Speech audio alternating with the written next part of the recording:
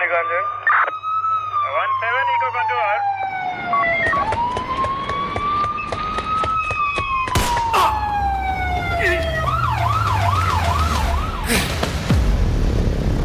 আধার রাতের শহরে ফিসফিসিয়ে চলে যাত্রা, শুধুই ঝুঁকি নেওয়ার রহস্যের ছলে।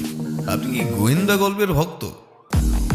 শুরু হোক তদন্ত, এ খেলা সর্বনাশী, সব মিথ্যের বাজিমাত, গোয়েন্দার বাঁকা হাসি। জমে উঠুক রোমাঞ্চ, বিভিন্ন অজুহাতে এসেছে আবার নতুন গল্প নিশিরাগের রাতে। নমস্কার বন্ধুরা, নিশিরাগ গল্পের আড্ডায় আমি জয়দীপ আরও একবার তোমাদের সবাইকে স্বাগত জানাই।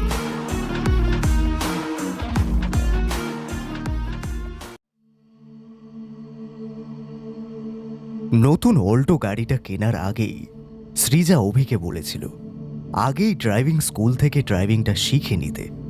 আজ তাহলে ড্রাইভারের পেছনে হাজার হাজার টাকা খরচা হতো না।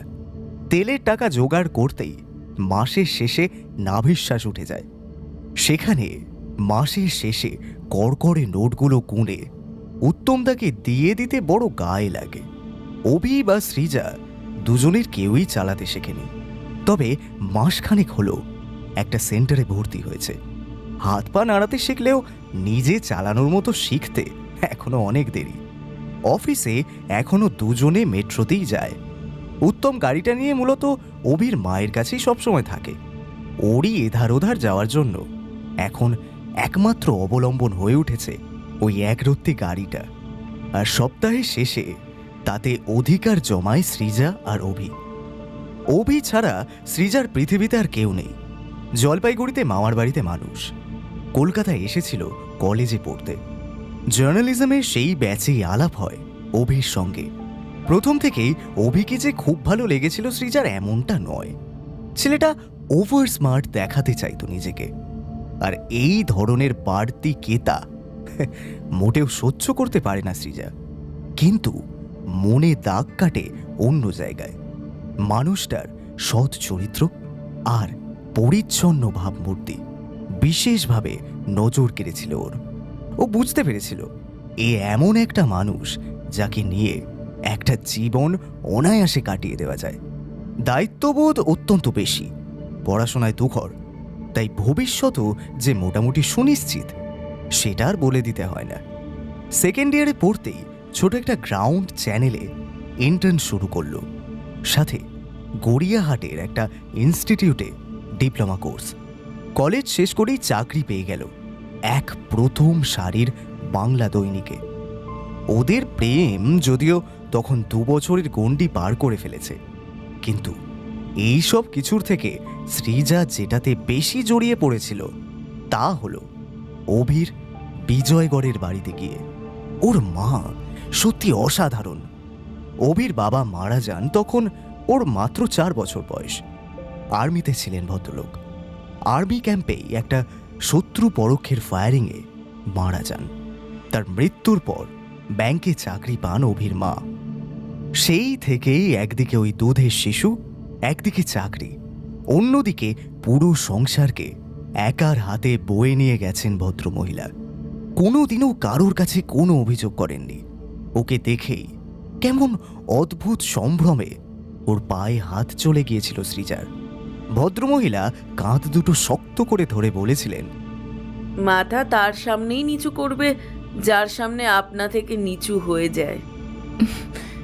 ধরুন এই ক্ষেত্রেও যদি সেটাই হয় মা। এটুকুও কিছু না ভেবে শ্রদ্ধায় তাকে প্রথমবার মা বলে ডেকেছিল সৃজা। এক অদ্ভুত স্নেহের হাতে তাকে জড়িয়ে ধরেছিলেন অভির মা। তারপর আর আগে পিছে কোনো চিন্তা করেনি সৃজা। ওদের সম্পর্ক এবং পরিণতির গাড়ি অনুকূল পথে তরতর করে এগিয়ে গিয়েছিল। সৃজাদের ড্রাইভার উত্তম মানুষটা বড় অদ্ভুত। তার শরীরের কোথাও দৈন্যতা বা স্বল্প শিক্ষার ছোঁয়া মাত্র নেই। সাধারণভাবে এক নজর তাকে দেখলে বোঝা মুশকিল তিনি অন্য কারোর গাড়ি চালানোর চাকরি করেন। সারা সপ্তাহে প্রতিটা ঘন্টা যে ভদ্রমহিলার সঙ্গে তিনি জুড়ে থাকেন তিনিও উত্তমকে ভালোবাসেন নিজের সন্তানের মতো।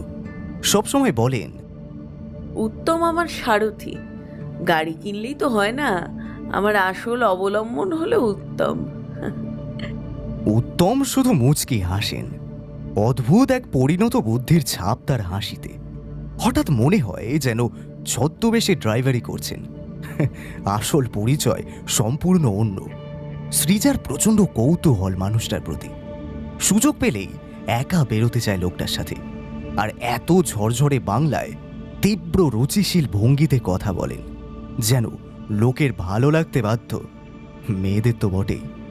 ঘন কালো মাথার চুল একদম পরিমাপ করে ছাঁটা, টুকটুকে ফর্সা মুখে, উঁচু নাক এবং মাঝারি গড়নের চোখ।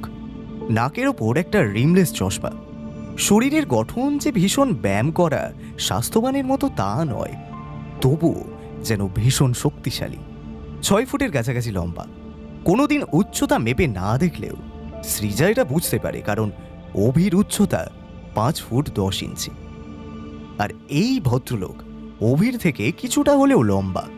পরনে সব সময় হালকা রঙের শার্ট এবং গাঢ় কালচে রঙের প্যান্ট। অর্থাৎ একজন অভিজাত উচ্চ শিক্ষিত মানুষের রুচির প্রতিটা চিহ্ন এই বাড়ির ড্রাইভারের মধ্যে বিদ্যমান।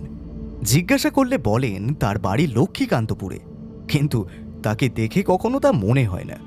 মনে হয় যেন দক্ষিণ কলকাতার ভূমিপুত্র। অফিসের ডে অফ থাকলে এই মানুষটার রহস্য উদ্ঘাটন করতে গাড়িতে একা বেরিয়ে পড়ে সৃজা। মাঝে মাঝেই ডান দিকে একদৃষ্টে তাকিয়ে থাকে চালকের দিকে, কিন্তু উত্তম ভাবলেশহীনভাবে শুধু গাড়ির স্টিয়ারিংই ধরে থাকেন। মাঝে মাঝে অদ্ভুত এক অর্থবহ হাসি হেসে সৃজার দিকে তাকান, যার অর্থ বোধহয়, আপনি তো দৃষ্টির মাধ্যমে একটা অপরিচিত মানুষকে ক্রমশ চিনে ওঠার চেষ্টা করছেন, সেটা অতটা সোজা হবে না। উত্তমের দৃষ্টির অর্থটা বুঝতে পেরে বারে বারে চমকে ওঠে সৃজা। সারা শরীরে কি যেন একটা ঝড় তুলে যায় ওই রহস্য ঘেরা দুটো চোখ।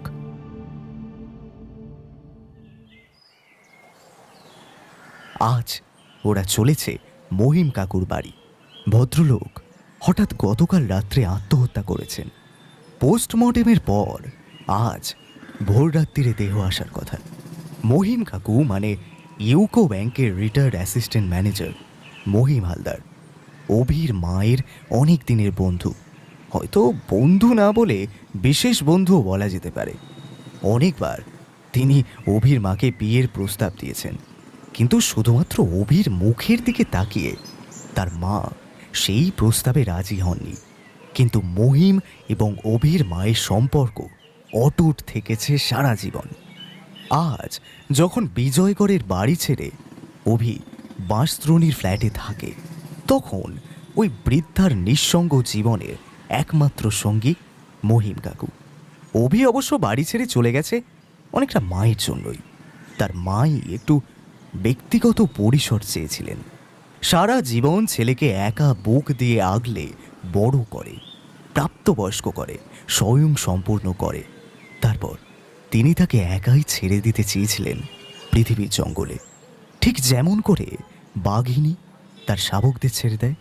কিন্তু অভি ও তার মায়ের এই বিচ্ছেদ যে শূন্যতা, তা অভি নিজে যতটা অনুভব করে তার মা ততটা অনুভব করেন না। কারণ তার নিঃসঙ্গ জীবনের অনেকটা জুড়ে মহিম হালদার আছেন, ছিলেন। বালিগঞ্জ সার্কুলার রোডে মহিম কাকুর বাড়ি। এর আগে সৃজা কখনো আসেনি, তবে উত্তম অনেকবার এসেছেন। কারণ গায়ত্রী মানে অভির মাকে নিয়ে আসতে হয়েছে। তিনি অনেকবারই এসেছেন অকৃতদার এই মানুষটার বাড়িতে।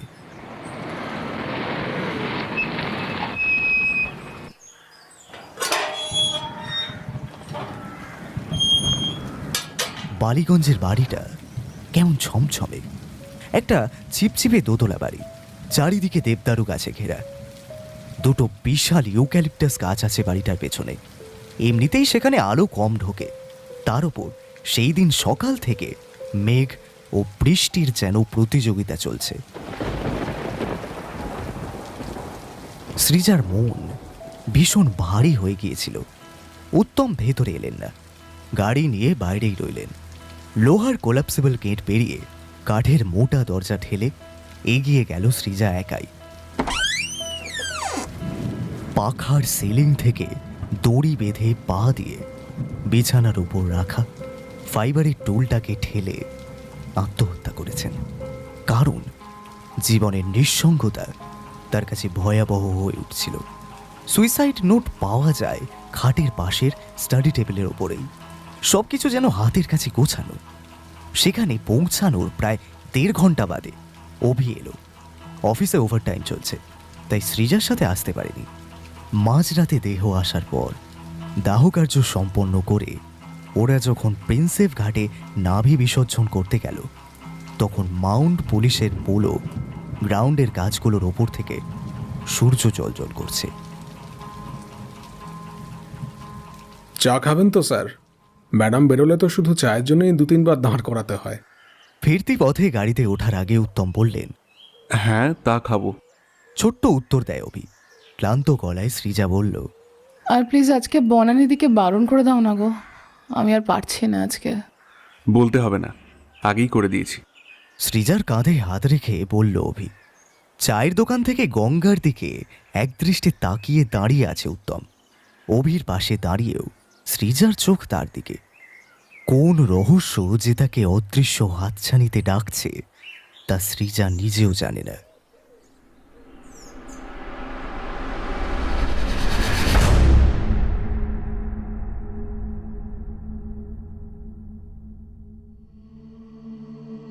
মহিমের মৃত্যুর পরবর্তী পুরো দায়িত্বটা অবধারিতভাবে এসে চাপে অভি, সৃজা এবং গায়ত্রী দেবীর ওপর। একজন রান্নার লোক, বাগানের লোক, ড্রাইভার এবং সব সময়ের কাজের লোক ছাড়া মহিম হালদারে আর কেউ ছিল না। ড্রাইভার জানকীনাথ মালিকের মৃত্যুর পরে কাটাপুকুর যাওয়া এবং তার পরবর্তী সব দায়িত্ব নিলেও তিনি সংসারের কেউ নন। মহিমের আপনজন বলতে সকলের আগে এগিয়ে এসেছে অভি এবং সৃজাই। মনে হয়েছিল নাভি বিসর্জনেই হয়তো সবকিছু শেষ হবে, কিন্তু বাস্তবে জল গড়িয়ে নিয়ে চলল পোস্টমর্টেম রিপোর্ট, যেখানে পরিষ্কার লেখা দড়িতে গলায় ফাঁস লেগে মহিম হালদারের মৃত্যু হয়নি। তার মৃত্যুর কারণ প্যারাকোয়েট ডিক্লোরাইড, যা দড়িতে ঝোলানোর আগেই তার শরীরে প্রবেশ করানো হয়েছে। ঘরের বেডসাইড টেবিলের পাশে রাখা চায়ের কাপ ডিশ আর একটা মেরি বিস্কুট ফরেন্সিক ডিপার্টমেন্টের লোক নিয়ে গিয়েছিল, আর সেইগুলো থেকেই বিষের অস্তিত্ব আবিষ্কার হয়েছে। কিন্তু প্রশ্ন হলো, মানুষটাকে খুন করল কে? ভৃত্যস্থানীয়দের অবিশ্বাস করার কোনো কারণ পাওয়া যায়নি, যদিও জেরা প্রায় সকলকেই করা হয়েছে। গায়ত্রীর বিজয়গড়ের বাড়িতে গিয়েও পুলিশ জেরা করেছে। অভি, সৃজা, এমনকি উত্তমও বাদ যায়নি জেরার থেকে, কিন্তু কারোর জবানবন্দিতেই কোনো অসঙ্গতি পাওয়া যায়নি এক ছিটে। পুলিশের লোক চলে গেলে পরে গায়ত্রী বললেন, তুমি কয়েকদিন অভির কাছে চলে যাও উত্তম, আমি কয়েকদিন এখন আর কোথাও বেরোবো না। আপনার কি শরীর খারাপ করছে মা? কিছুটা আতঙ্কিত হয়ে উঠল সৃজা, কারণ দীর্ঘ 30 বছরের ওপর মহিমের সঙ্গে গায়ত্রীর সম্পর্ক। হঠাৎ করে মহিমের এই মৃত্যু মেনে নেওয়া গায়ত্রীর পক্ষে প্রচণ্ডই কষ্টকর। কিন্তু গায়ত্রী খুব মৃদু স্বরে বললেন, এই বয়সে শরীর বছরে 6 মাস খারাপই থাকে, ওই নিয়ে আলাদা করে দুশ্চিন্তা করো না। উত্তম ওখানে থাকলে তোমার গাড়িটা ব্যবহার করতে পারবে, এখানে থাকলে তো পড়েই থাকবে। রাতের খাওয়া দাওয়া করে ওরা বিজয়গড় থেকে বাঁশদ্রোণীতে ফিরে এলো। পর পর 3 দিনের এই ধকলে ক্লান্তিতে অসাড় হয়ে ঘুমিয়ে পড়ল অভি। শুধু কিছুতেই ঘুম আসছে না সৃজার। সিকিউরিটিদের পাশে একটা ড্রাইভারের থাকার জায়গা। উত্তম আগেও এখানে বেশ কিছুদিন থেকেছে, জিনিসপত্র তার সেখানে গোছানোই আছে। সব ফ্ল্যাটের আলো নিভে যাওয়ার পর উত্তম চৌকির ওপর একটা বই নিয়ে বসল। গল্পের বই, পুলম্যানের দ্য ব্রোকেন ব্রিজ। গত 3 দিন ধরে বৃষ্টির এতটুকু বিরাম নেই। রাতের থেকে বৃষ্টির তোড় যেন আরো বাড়ল। এক মনে বই পড়ে চলেছে উত্তম। চৌকির পাশেই কাঠের টেবিলে রাখা তার পিঠের ব্যাগ, ওই ব্যাগটাই তার সব সময়ের সঙ্গী। বিছানা থেকে উঠে জানালার কাছে এলো সৃজা। বাইরের ছাতিম গাছটাকে নাগারে আক্রমণ করে চলেছে মুষলধারার বৃষ্টি। বৃষ্টির তোড়ে বাইরেটা সাদা লাগছে এখন। রাস্তার আলোগুলোর সামনে দিয়ে মায়াবী তীরের মতো জলের ধারা নেমে আসছে। ঘরের ভেতর রীতিমতো বিরক্তিকরভাবে নাক রাখছে অভি। খুব হতাশভাবে তার দিকে একবার তাকিয়ে আবার বাইরে তাকালো সৃজার। হঠাৎ তার নজর গেল গ্যারেজের দিকে। সমস্ত অ্যাপার্টমেন্টে ঘুটঘুটে অন্ধকার। কোনো এক অলিক কারণে আজকে বাউন্ডারির ওয়ালের আলোগুলোও জ্বলছে না, কিন্তু সিকিউরিটি রুমের পাশে ড্রাইভারের ঘরে আলো জ্বলছে। বছরে বেশিরভাগ সময় ওই ঘরটা বন্ধই থাকে, কারণ উত্তম থাকে গায়ত্রীর কাছে বিজয়গড়ে। সৃজার কৌতূহল যেন মাত্রা ছাড়িয়ে গেল। সে ভাবল রাত প্রায় 2:30 বেজে গেছে, অথচ এখনো লোকটা কি করছে আলো জ্বালিয়ে। আজ এই অদ্ভুত লোকটার রহস্য তাকে উদ্ধার করতেই হবে। খুব ধীরে ধীরে দরজা খুলে গ্যারেজের দিকে গেল সৃজা। নিশতি রাতে একটাও কুকুর ডাকছে না, কোথাও কোনো জনপ্রাণীর শব্দ নেই। পুরো প্রকৃতি জুড়ে শুধু বৃষ্টির শব্দ। আর অনেকক্ষণ বাদে বাদে এক আধটা মাঝরাতের মাল বোঝাই লরি চলে যাচ্ছে রাস্তায় নিস্তব্ধতা ভেদ করে। ড্রাইভারের ঘরের দরজাটা ভেতর থেকে বন্ধ করা নেই, সামান্য ঠেলা দিতেই সেটা খুলে গেল। চমকে উঠল উত্তম, কিন্তু আবার পর মুহূর্তেই নিজেকে কিছুটা সামলে নিয়ে বলল, ম্যাডাম কি এত রাত্রে কোথাও বেরোবেন নাকি? গাড়ি বের করবো? আমি কোথাও বেরোবো কিনা সেটা তো পরের ব্যাপার। আপনি আগে বলুন, এত রাত জেগে আপনি কি করছেন? আমি তো একটু বই পড়ছিলাম। কিন্তু সেটা দেখাতে গিয়েই ধরা পড়ে গেল উত্তম, কারণ বইটা বিংশ শতাব্দীর সেরা ব্রিটিশ সাহিত্যের অন্যতম একটা পিস। আপনি পুলম্যান পড়েন? সৃজা বইটা হাতে তুলে নিতেই কোনো রকমে সেটা কেড়ে নেওয়ার চেষ্টা করতে থাকলো উত্তম, কিন্তু সৃজা একেবারে নিজের পেছনে লুকিয়ে নিল বইটাকে। উত্তমকে বাধ্য হয়ে তাকে চাপটে ধরতে হলো, আর প্রথমবার উত্তমের তীব্র আলিঙ্গন অনুভব করল সৃজা। অভির সঙ্গে দাম্পত্য জীবনের শুষ্ক মরুভূমিতে এ যেন আরেক নববাড়িধারা। উত্তম ধীরে ধীরে ঘনিষ্ঠ হতে শুরু করল সৃজার সঙ্গে। চুল, মাথা, কাঁধ বর্ষার জলে অনেকটা ভিজে গেছে সৃজার। গাঢ় খয়েরি পাতলা হাউস কোটটা অনেক জায়গায় ভেজা, বক্ষ বিভাজিকা স্পষ্ট। তার সঙ্গে এক অদ্ভুত মাদকীয় সুগন্ধ সৃজার শরীরে। দুজনের কেউই আর নিজেকে নিয়ন্ত্রণ করতে পারল না। এইটুকু মেঘ যখন তখন আসছে বারান্দাতে, একটুখানি পরশ রাখো আজকে আমার হাতে। নাইবা পেলাম রূপকথার ওই অচিন্তে বান্তর। বেহিসাবের বাঁধ ভাঙা হোক আজকে তোমার ঘর। বাইরের বৃষ্টি যেন আজ দুজনের মনের কথা বলছে। উত্তমের চৌকিতে শোয়া অবস্থাতেই টেবিলের পাশে সৃজার চোখ গেল। ব্যাগের খাপে ইঞ্জেকশনের সিরিঞ্জ দেখে আঁতকে উঠল, কিন্তু মুখে কোনো শব্দ করল না। উত্তম টের পেয়ে গেলে মুশকিল।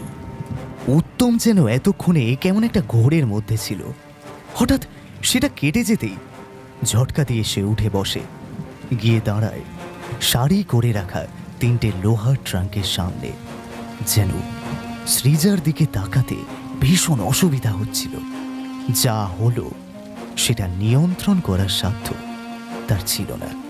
এটা ভেবেই সে ভীষণ রকম হীনমন্যতায় ভুগতে শুরু করল। তার চোখ যেন অন্য কোনো দিকে নিবদ্ধ হতে চাইছিল। সৃজার দিকে তাকাতে এমন এক তীব্র ব্যথা অনুভব হচ্ছিল যা প্রকাশ করার নয়। আর সৃজা যেন এখনো খুঁজে চলেছে কিছু। যে মানুষটার সঙ্গে সব থেকে কাছাকাছি সময় কাটিয়েছে এই মুহূর্তটায়, তাকে যেন এখনো বুঝতে পারিনি অনেকটাই। অদ্ভুত এক বৈপরীত্য কাজ করে মানুষটার মধ্যে। আদরের সময় এক মুহূর্ত সে হয়ে ওঠে আদিম, হিংস্র, পাশবিক। আবার পর মুহূর্তে যেন ঝিনুকের খোলসের মতো যত্নশীল। সৃজার বুকে ঘাড়ে যে গভীর আঁচড় ও কালো দাগ সৃষ্টি হয়েছে, তার থেকেও গভীরতর সুখ যেন সারা শরীর জুড়ে প্লাবন তুলে চলেছে। সৃজা যেন এক আদিম পুরুষের গুহায় পৃথিবীর সর্বশ্রেষ্ঠ প্রথম সুখের আস্বাদ এই গোত্রহীন বর্ণপ্লাবিত রাতে পেয়েছে। তার পোশাক এখনো অগোছালো, তার চুল এক সক্ষম চাঞ্চল্যতায় সারা মুখের ওপর বৃষ্টির ধারার মতো ছড়িয়ে পড়েছে। অশ্রু যেন কোনো আনন্দের অনাদি থেকে নিজের স্মৃতি রচনা করে এখন শুকিয়ে গেছে। সৃজা স্মরণ করতে পারে না অভি শেষ কবে তাকে এইভাবে স্পর্শ করেছে। তাদের দুজনের দাম্পত্যে সবকিছুই যেন অ্যালার্মের মাধ্যমে চলে। কোথাও জানালা খোলা, একচিটে বৃষ্টির ঝাপটা নেই।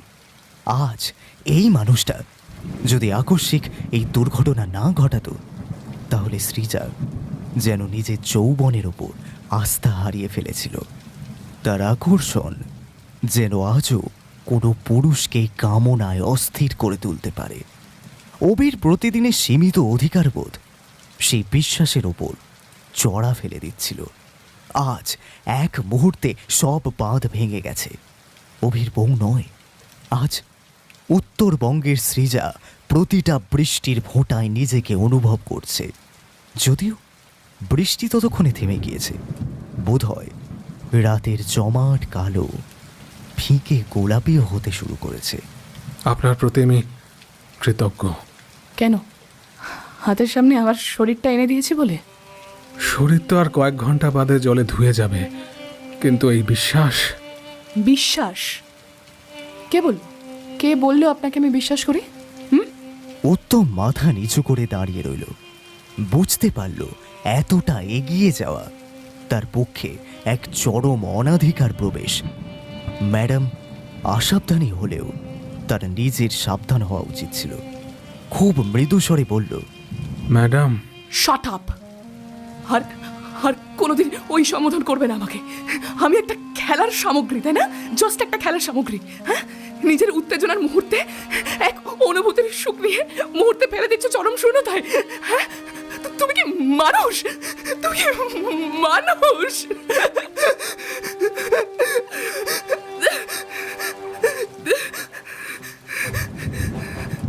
ঝরঝর করে কেঁদে ফেলল সৃজা। আমি অন্য কিছু বলে কি করে ডাকবো? সকলে আছেন, তারা কি ভাববেন? আমি সামান্য ড্রাইভার। চুপ করো, আর কোনোদিনও নিজেকে ড্রাইভার বলবে না তুমি। সৃজা এতক্ষণে চাপটে ধরল উত্তমকে, কিন্তু পর মুহূর্তেই তার মনে আরেকটা প্রশ্ন উকি দিল। কিন্তু তোমার ব্যাগে ওই ইনজেকশনের সিরিঞ্জটা? ওটা ওটা ওটা আমার ডায়াবেটিসের জন্য, ইনসুলিন। কেন যে আমতা আমতা করে উঠল উত্তম। সৃজা কোনো দিন তাকে ডায়াবেটিসের ওষুধ খেতে দেখেনি। কোনো দিন খাবার খাওয়ার ক্ষেত্রে বা অন্য কোনো সময়ও উল্লেখও শোনেনি উত্তমের ব্লাড সুগারের। আর ইনসুলিনের সিরিঞ্জ ও খুব ভালো মতো চেনে, কিন্তু সেই মুহূর্তে উত্তমের কথার কোনো উত্তর দিল না। দুজনেরই সম্বিত ফিরল যখন ভোরের প্রথম কাক ডেকে উঠল। উত্তমের ঘর থেকে আস্তে আস্তে বেরিয়ে এলো সৃজা। মোহের কুয়াশা কেটে তার এখন বাস্তব বোধ জেগে উঠেছে। আর কিছুক্ষণ পরে অ্যাপার্টমেন্টের সবাই জেগে যাবে। দুধওয়ালা থেকে কাগজওয়ালা, ভোরের মানুষেরা সবাই বেরিয়ে পড়বে রাস্তায়। তার আগেই তাই এই দুঃসাহসের কুঁড়ে ঘর থেকে তাকে বেরিয়ে পড়তে হবে। ড্রাইভারের ঘরটা পেরিয়ে বি ব্লকে ঢুকলো সৃজা। একবার দ্রুত জরিপ করে নিল সেকেন্ড ফ্লোরের ব্যালকনিটা। অভি যদিও 8টার আগে ঘুম থেকে ওঠে না, তাই অন্ধকারে নিজেকে ঢেকেই সে লিফটের দরজা অব্দি চলে এলো। শুধু জানতে পারল না ব্যালকনি নয়, পশ্চিমের জানলা থেকে তার দিকে তাকিয়ে আছে অভি। অভি সেই দিন গাড়ি নিয়ে অফিসে গেল না। 3 দিনের চরম ক্লান্তি ও অফিস বিরতির পর কাজের প্রথম দিনে অভি সৃজাকে বলল, আমার হাওড়ার দিকে একটা অ্যাসাইনমেন্ট আছে, আমি ক্যাবে যাওয়াই প্রেফার করব। তুই বরং গাড়িটা নিয়ে চলে যা। সৃজা কোনো উত্তর দেওয়ার অবকাশ পেল না, কিন্তু ও যেন ঠিক এই পরিসরটাই চাইছিল। ব্রেকফাস্টের সময় থেকে আজ ও অভিকে লক্ষ্য করছে। বাইরের মেঘলা প্রকৃতি যেমন ছুটে চলা বাস রাস্তাটাকে মন খারাপের অশ্রু দিয়ে কালচে করে দিয়েছে, বড় বটগাছটার গাঢ় সবুজ পাতাগুলো মেঘের দাপটে যেমন কালচে হয়ে গেছে, ঠিক তেমনই যেন আজ কালচে লাগছে অভি ও সৃজার এত বছরের সম্পর্ক। কি একটা অদ্ভুত আকুতি সৃজার মুখের সামনে এসে কুণ্ডলি পাকিয়ে রয়েছে। অভির দিকে তাকাতে আজ ওর ভীষণ কষ্ট হচ্ছে। হয়তো আয়নার সামনেও আজকে নিজেকে দাঁড় করাতে পারবে না সৃজা, কিন্তু এই পুরো অস্বস্তিটাই সৃজার দিক থেকে। অভি যেন সকাল থেকেই একটু বেশি প্রাণোচ্ছল, কথা বেশি বলছে, বেশি আনন্দ প্রকাশ করছে, বেশি হাসছে, কারণে অকারণে সৃজাকে জড়িয়ে ধরছে। সকাল থেকেই চুমুই খেলো প্রায় 3 বার, যেন ভোর রাতের নিজের স্ত্রীর ওই অভিসারের দৃশ্যটা কোনো স্বপ্ন ছিল। বারবার ভুলে যেতে চেয়েও মন থেকে সেই দৃশ্যটা বার করতে পারছিল না। সম্পূর্ণ চোরের মতো কেমন চারিদিক জরিপ করে সৃজা বিল্ডিংয়ে ঢুকলো। যতবার করে সেই দৃশ্যকল্পটা অবচেতনে আসছে, সারা শরীর শিউরে উঠছে অভির। এই সব কিছুর জন্য একটা মানুষই দায়ী, ওই একটা মানুষই আজ পুরুষ হিসাবে অভির থেকে উৎকৃষ্ট হয়ে ধরা দিয়েছে সৃজার কাছে। ওই একটা মানুষই বৃত্তস্থানীয় ছদ্মবেশে আজ অভির অন্তর্মহলে থাবা বসিয়েছে। তাই কখনো কর্নফ্লেক্সের বাটিতে চামচ দিয়ে শব্দ তুলে, কখনো বাথরুমে চিৎকার করে গান গেয়ে, কখনো কারণে অকারণে বউকে জড়িয়ে ধরে নিজের অস্বাভাবিকতা কাটাতে চেয়েছে। কিন্তু যতবার সৃজার ঘাড় ও বুকের কাছে কালশিটেটা দেখতে পেয়েছে, ততবার করে তার মাথার রক্ত টকবক করে ফুটে উঠেছে।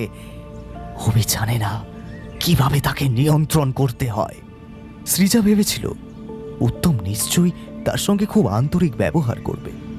ভোর রাতের ওই অন্তরঙ্গ মুহূর্তের পর আর কোনো আপডাল হয়তো থাকবে না। হয়তো ড্রাইভার নয়, সব থেকে কাছের মানুষটা হয়েই আজ সৃজার পাশে বসবে। গাড়িটা দাঁড়িয়ে আছে গ্যারেজের B3 ব্লকে। বোঝাই যাচ্ছে ছোট্ট গাড়িটা সম্পূর্ণ প্রস্তুত আজ সপ্তাহের প্রথম দিনের ব্যস্ত ভিজে কলকাতার রাস্তায় ঝাঁপিয়ে পড়ার জন্য। উত্তম আগে থেকেই উঠে বসে রয়েছে গাড়িতে। সৃজা পাশের সিটে গিয়ে বসল। সিট বেল্টটা লাগাতে গিয়ে উত্তমের দিকে তাকিয়ে আটকে উঠল, কারণ উত্তমের মাথাটা সিটের পেছনে হেলে রয়েছে। মুখ থেকে গ্যাঁজলা বেরোচ্ছে, চোখ দুটো ঠিকরে বেরিয়ে আসছে বাইরের দিকে। ডান হাতের খোলা তালুতে তখনও ঝুলছে ইঞ্জেকশনের সিরিঞ্জটা।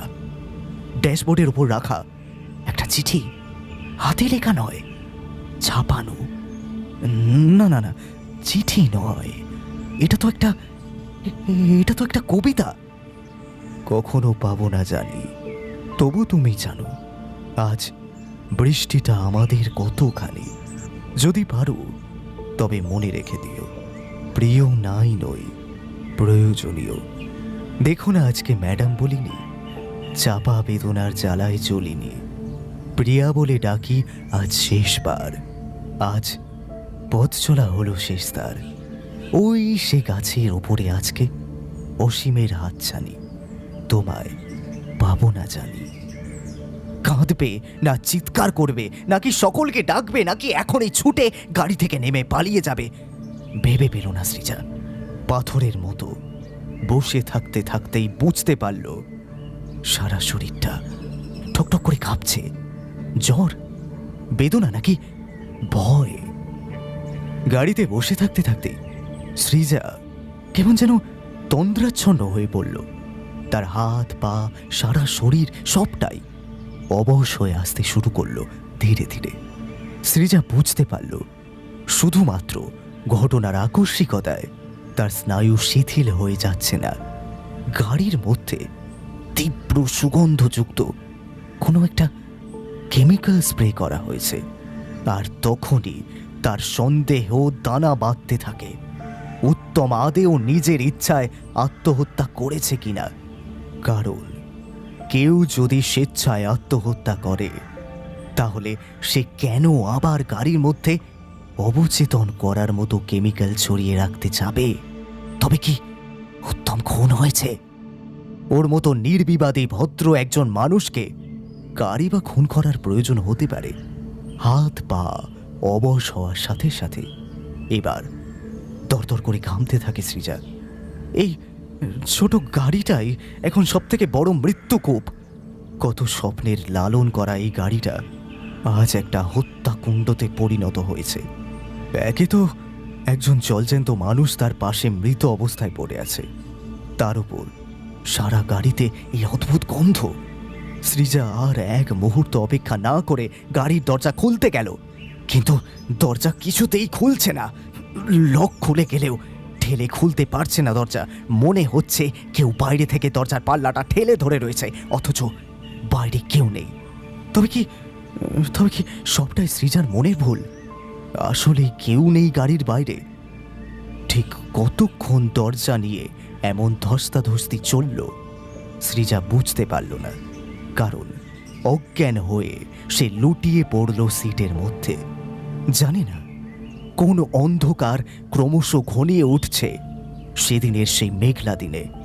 গোটা গ্যারেজে তখন একটাও লোক নেই। তার মধ্যে পড়ে রয়েছে ছোট অল্টো গাড়িটার মধ্যে একটা মৃতদেহ এবং অচেতন এক মহিলা। দারোয়ানরাও যে ঠিক কোথায় গেল বোঝা মুশকিল। হঠাৎ বৃষ্টির তোড় বাড়তে শুরু করল। গ্যারেজের বাইরের পুরো প্রকৃতি বৃষ্টির ঝাপটার তেজে সাদা হয়ে গেল। এখনো অ্যাপার্টমেন্টের কেউ টের পায়নি গ্যারেজে কি ভয়ঙ্কর ঘটনা ঘটে গেছে। সৃজার জ্ঞান ফিরল যখন একেবারে অভি এসে গাড়ির দরজা খুলে তার মুখে ঘাড়ে জলের ঝাপটা দিল। ঘটনার আকস্মিকতায় অভি প্রচণ্ড ভয় পেয়ে গিয়েছে। তার উপরে সৃজার এই অবস্থা দেখে সে প্রায় কেঁদেই ফেলে। অ্যাপার্টমেন্টের বাদবাকি সকলে গাড়িটাকে ঘিরে না দাঁড়িয়ে থাকলে হয়তো সত্যি কেঁদে ফেলত অভি। বিসি ব্লকের সুতপা নন্দীরা অভিকে মোবাইলে ফোন করে খবর দিয়েছে। আর এক মুহূর্ত চিন্তা না করে অভি হাওড়া থেকে ফিরে এসেছে বাস্ত্রণীতে। সৃজা, ওঠো সৃজা, চোখ খোলো। কথাগুলো যেন প্রায় কাঁদতে কাঁদতে বলছে অভি। পাজা কোলা করে গাড়ির সামনের সিট থেকে সৃজাকে বার করে আনতে তার খুব একটা কষ্ট হলো না। চোখটা অল্প খুললেও সৃজা তখনও কোনো কথা বলবার মতো অবস্থায় নেই।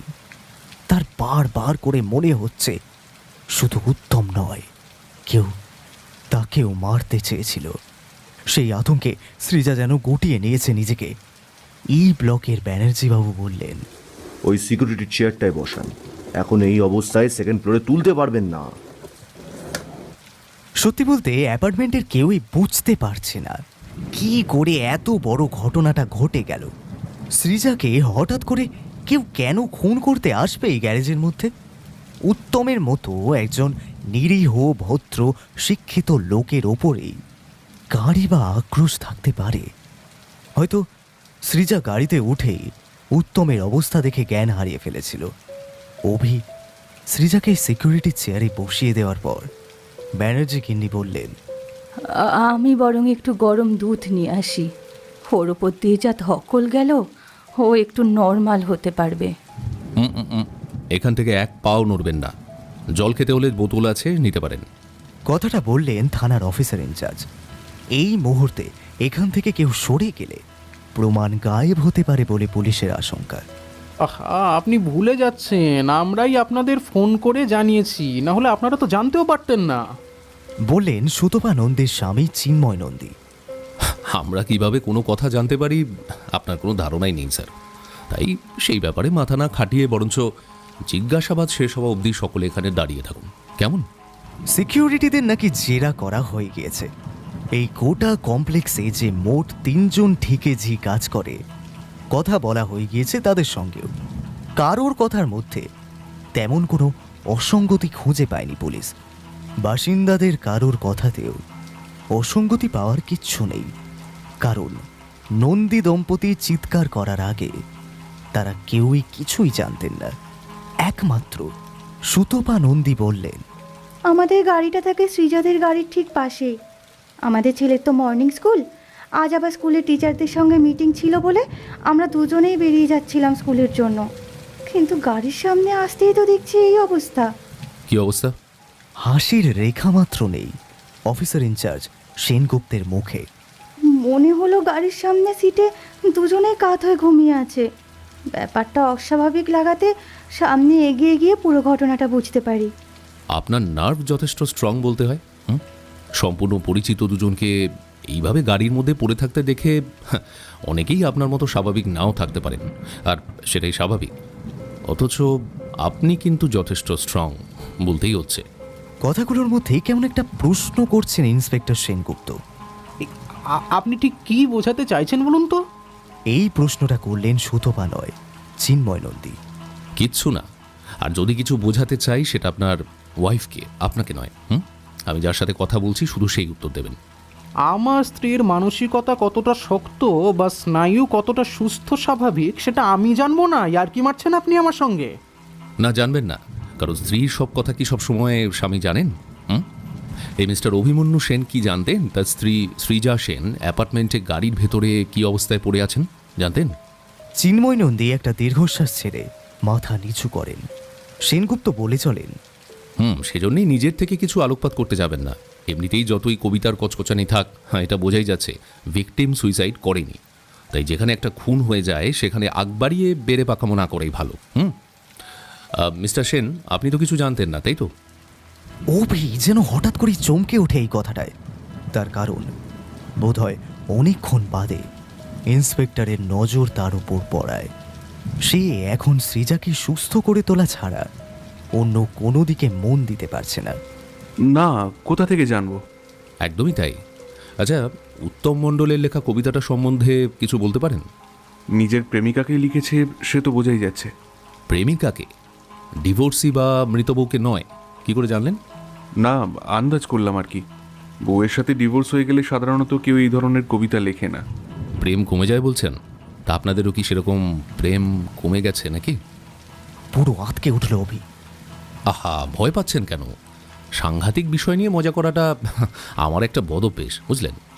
মুহূর্তে নিজের গলার স্বর সম্পূর্ণ বদলে অত্যন্ত নমনীয়তার সাথে ইন্সপেক্টর সেনগুপ্ত বললেন, মিসেস সৃজা সেন, দেখুন, আজ আপনাকে একদম বিরক্ত করতে চাই না। তাছাড়া আধ ঘন্টায় খুনি ধরার মতো যোগ্যতা আমার নেই, ফলে কেসটা চলবে। আমরা পরে আরেকদিন আসবো, কেমন? উত্তরে সৃজা খালি মাথা নাড়ল। তার মনের অবস্থা বোঝার ক্ষমতা এখন কারণ নেই। এখনো পর্যন্ত দুঃখের অনুভূতি আসার মতো তার সময় হয়নি। কান্না একটু অবকাশ পায়নি। কিন্তু যখনই পুলিশের লোক গাড়িটাকে সিজ করল আর মর্গের গাড়ি এসে উত্তমের দেহটা তুলে নিল, এতটা জোরে চিৎকার করে কেঁদে উঠল সৃজা যে আবাসনের প্রত্যেকে অবাক হয়ে গেল। শুধু নির্বিকার হয়ে তাকিয়ে রইল অভি। সকল ঘটনা মিটে যাওয়ার পর যখন অভি ও সৃজা শেষমেশ লিফটের দিকে এগিয়ে যাচ্ছে, সেই মুহূর্তে সিকিউরিটির যিনি চার্জে ছিলেন তিনি বলে উঠলেন, ম্যাডাম, আপনি যখন গাড়ির মধ্যে... প্রচণ্ড চমকে তার দিকে তাকালো সৃজা। হ্যাঁ, তখন কি দেখেছিলেন আপনি? কিন্তু হঠাৎ করেই লোকটা অভির দিকে তাকিয়ে কেমন যেন বদলে গেল। পুরো ঘটনাটা অস্বীকার করে বলে উঠল, না না, কিছু না, কিছু না, ওটা আমার সম্পূর্ণ মনের ভুল। আপনি ওপরে গিয়ে বিশ্রাম করুন ম্যাডাম, বিশ্রাম করুন, বিশ্রাম করুন। সৃজার মনের মধ্যে প্রশ্নের মালা যেন বেড়েই চলেছে। আস্তে আস্তে অভির হাত ধরে সে এগিয়ে গেল লিফটের দিকে। অভি শুধু বলল, এত কিছু দেখে স্রেফ ভয় পেয়ে গেছে। এজেন্সি থেকে কিছু কাওয়ার্ডকে সিকিউরিটি পাঠিয়েছে। আকাশটা যেন খান খান হয়ে ভেঙে গেছে সৃজার চোখের সামনে। স্বপ্নগুলোর আয়ু এত খামখেয়ালি কেন? জড়িয়ে ধরে নিজের মতো, বেঁচেও বাঁচে না যেন। মরুদ্যানের মতন একটা ছিল আগুনের শিখা, সেই এক মুহূর্তে সেই আলোখানা হয়ে গেল মরীচিকা। আমিও হয়তো আবর্ততে হাঁপিয়ে উঠব দেখো। বৃষ্টিটা শেষ, এবার আকাশে একা তুমি ভালো থেকো।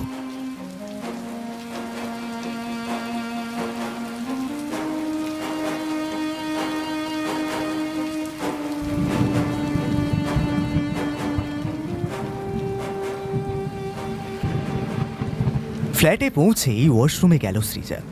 অনেকক্ষণ ধরে স্নান করলো। তার শরীরে যেন কি এক পাপ জমে আছে। বডি সোপের ফেনায় কিছুতেই যেন সেই ছোঁয়া যেতে চাইছে না। ওর মাথা পেরিয়ে দুটো আধখোলা ঠোঁটকে স্পর্শ করে, চিবুকের উষ্ণতাকে পেরিয়ে দুই ধারায় জাহ্নবী যেন নেমে গেল শূন্য বুককে দুই ভাগ করে। চোখ দুটো বোঝা ক্রমশ ভারী হয়ে আসছে জলের আঘাতে। কতক্ষণ যে এইভাবে জলের নিচে বসে রইল, ঘড়ির কোনো আন্দাজ নেই সৃজার। সবকিছু ওর আছে, অথচ যেন আজ সব দিক শূন্য। শরীরটা মনের মতো ভারী হয়ে গেছে। একটা মানুষের মুহূর্তের স্পর্শ ওকে ভীষণ দামি করে তুলেছিল। মনে হয়েছিল আজও এই পৃথিবীতে ওকে নতুন করে কেউ আবিষ্কার করতে চায়, পেতে চায়।